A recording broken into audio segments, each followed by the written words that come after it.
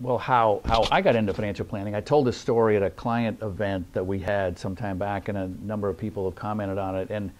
And my story is was a CPA, kind of a traditional smaller CPA firm. I had a partner. I think we did a really good job with tax stuff. And there was an event that happened in my life that, looking back, I realize now it had a significant influence on my approach to job and my approach to dealing with clients.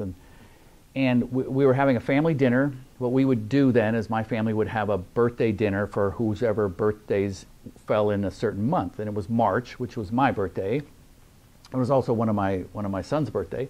And so our whole family was together at a restaurant for a family dinner. And it was somewhat routine, although I remember thinking it's kind of interesting that everybody's here. You know, you usually end up with somebody with a conflict. And at the end of dinner, my dad always bought. And I made some gesture about, you know, can I pay, or can I split it with you, or, you know, trying to be the son who, you know, was grown up. And he just kind of looked at me and said, no, I got it. And I remember saying to him, I said, how old do I have to be before I can buy my own dinner with you? And he just smiled and just, you know, it was kind of like, well, you're not old enough. Well, I certainly didn't know it at the time, but that was the last time I talked to my dad. He was involved in a car accident, and he was gone. And it was fairly young. He was 64, and he had just really retired from a second job. He was a very successful guy. But I had helped him drive a motor home to his house, and he had never driven this thing. Drove it home and sat across the street from his house, and then with the accident and so on, he never got to use this thing. And in looking back, I realized that changed my view of how I started talking to people and how I started really talking to myself.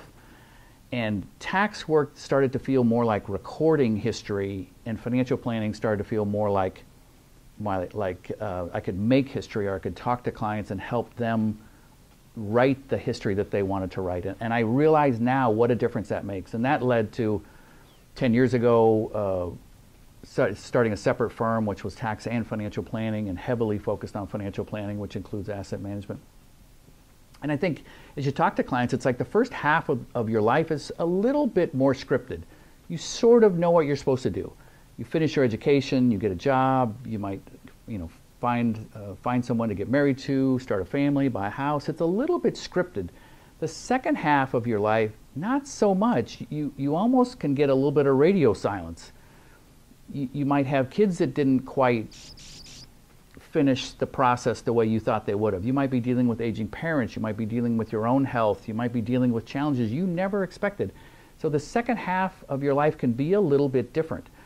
And that's where I think the planning really sinks into me, is a chance to talk through education planning, talk through retirement planning, talk through special needs planning for kids, talk through all the things that life kind of gives us.